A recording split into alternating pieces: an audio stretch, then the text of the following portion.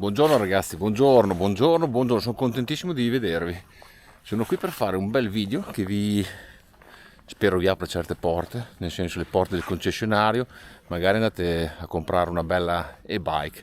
Sì, perché il mercato è in fermento, sì, perché non vendono più niente.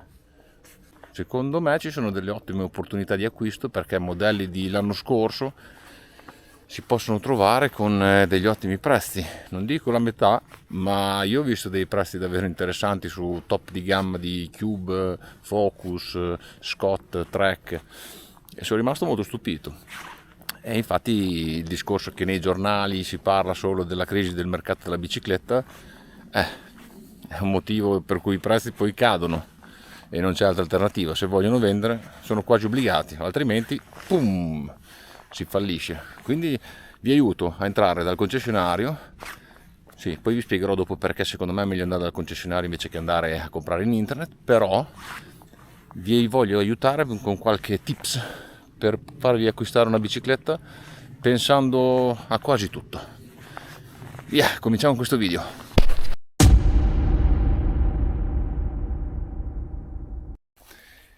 Io però vi voglio parlare non di telai, non di trasmissioni, non di forcelle, vi voglio parlare di cose che non vi vengono mai dette solitamente e che secondo me sono importanti. Allora, la prima che secondo me è la più importante è che e-bike, almeno vi ripeto, sono consigli, non sono obblighi, però secondo me le bike portano ad avere, come nelle auto elettriche, l'ansia da ricarica, nel senso che avete sempre paura che magari avete programmato un giro un po' troppo lungo, oppure vi siete trovati davanti a una discesa, oppure siete in mezzo del fango, la batteria va giù forte e quindi vi viene l'ansia che non riuscite ad arrivare a casa anche se avete pianificato un giro più piccolo. Avere la batteria capiente vi dà, non dico che vi elimina questo problema mentale, però ve lo riduce drasticamente. Io sono provato da 500 a 700 e dato che con 500 mi è capitato di rimanere a piedi, ma mi è già capitato anche con 700, però lo vivi in un'altra maniera, vivi quei chilometri che riesci ad avere in più molto meglio, quindi secondo me la batteria va grande. Cercate di prendere la più grande che sia disponibile. È chiaro, è più peso, però secondo me se fate dei tour, non se fate solo del downhill, secondo me è molto importante. La seconda cosa che riguarda sempre la batteria è attenzione che sia estraibile. Se andate in hotel o bed and breakfast o anche casa vostra, faccio per dire, non avete magari il garage, ma avete solo una cantina senza punti di ricarica, è importante che la vostra batteria si smonti. Dato che ultimamente ho visto che molte biciclette le fanno che per tirare fuori la batteria bisogna smontare il motore, oppure che non sono comode come la mia, nel senso che devi mettere su un fianco o addirittura a testa in giù, tra virgolette, e poi vite, poi sfilare la batteria.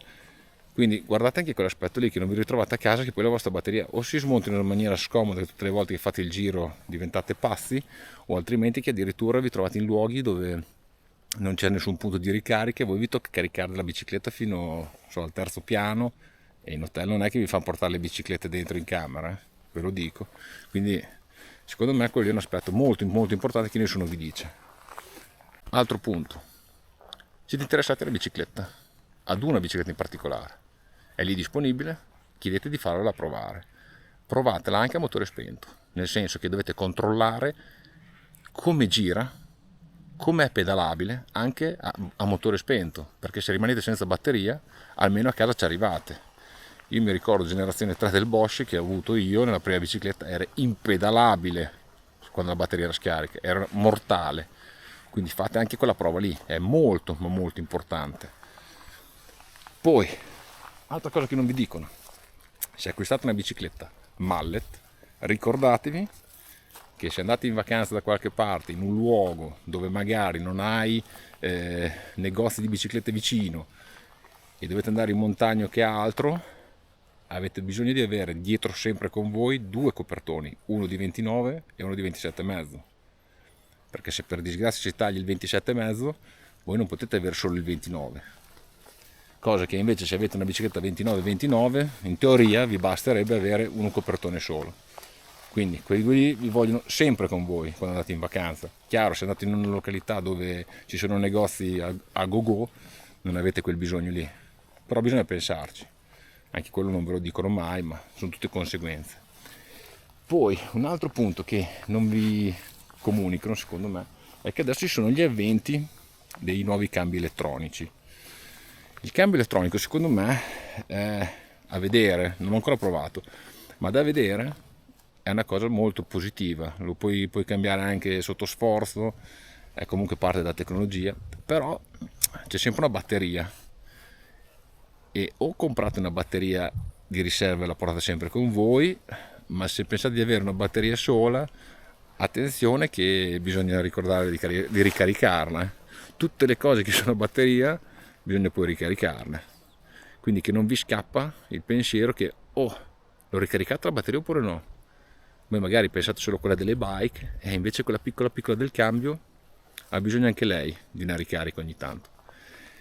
E un altro punto che secondo me invece bisogna analizzare è il forcellino del cambio, perché i nuovi cambi che hanno tirato fuori, dove praticamente il forcellino scompare, per uno che fa del gravity, secondo me hanno un gran senso. Quindi magari il concessionario lo fa vedere, secondo me gli dovrebbe dare anche una certa importanza, però è chiaro che dipende da che tipo di rider siete e che tipo di attività fate. Cioè, se andate in bicicletta lungo le ciclabili, non prendete quelle senza forcellino che vi costa tutto di più. Se avete un budget di un certo tipo, cercate di prendere sempre il top. Non partite dal base e poi dite lo faccio poi il prossimo anno lo step in più, lo step in più, lo step in più. Vi conviene secondo me spendere una volta, ma spendere bene a seconda di quel budget che avete, chiaramente. Un altro punto che lo metto come extra è il trasporto delle bike. Trasportare una bike non è come trasportare una bicicletta. O avete un furgone, ma se avete il porta... allora, quelli che li metto sopra il tetto, per me è rischiosissimo, anche perché portare sopra il tetto 25 kg di bicicletta, ci fa, magari ci sono dei portabici da tetto che li supportano, però tutte le volte su e giù, non lo so. Se dovete metterli di dietro nel portabici da gancio traino, con tutto il casino della regolamentazione, però comunque dovete acquistarlo e dovete essere sicuri che sia fatto per e-bike, perché succede qualcosa sono cavoli vostri, chiaro? Niente, tutto il resto sono aspetti che secondo me un concessionario competente vi può aiutare. Andate da un concessionario soprattutto sulla vostra prima e-bike, perché comunque in caso di problemi avete direttamente una persona con cui parlare. Se avete internet nel mezzo non sapete mai magari con chi parlare, se la vostra bici la dovete spedire non sapete dov'è, non sapete a che punto è la riparazione, non potete sapere se i pezzi di ricambio sono arrivati, drammatico, lo dico per esperienza personale. Affidatevi a un concessionario almeno la prima volta, o altrimenti avete un vostro amico o un meccanico di biciclette che è pratico delle bike e quindi vi potete fidare di lui. Questi sono i miei consigli, spero che vi possano aiutare. Se vi piacciono questi contenuti, mi raccomando, iscrivetevi al canale e mettetevi un bel like, aspetto i vostri commenti come sempre e noi ci vediamo al prossimo video. Ciao ragazzi, ciao!